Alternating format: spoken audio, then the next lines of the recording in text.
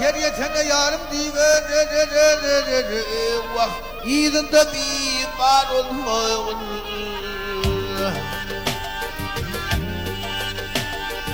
Yavut benim evin musayım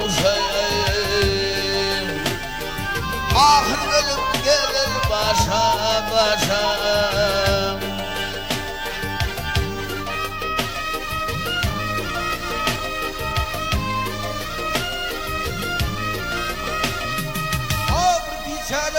Obr biçare yal bir kişayır Ey sütüm Allah'ım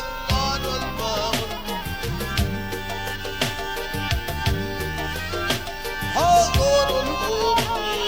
Har olmam ha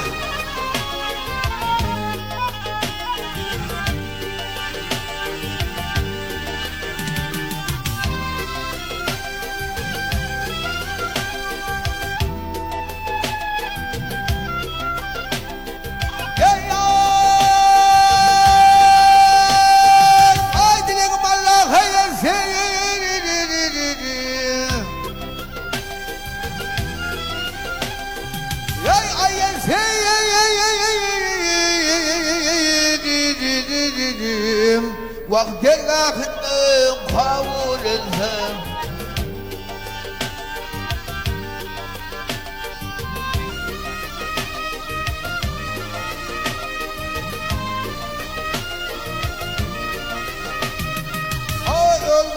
Ey yorgunum öldüm döneseydim Yanınsına hor olmağın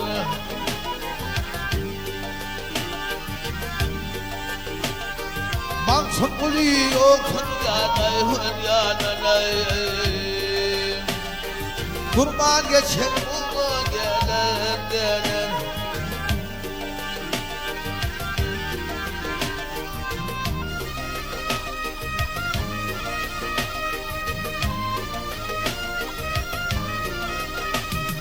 Ey bırakılsın,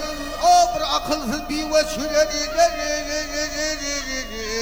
Yem duşanihim dotunmam Vah dotunmam, har olmam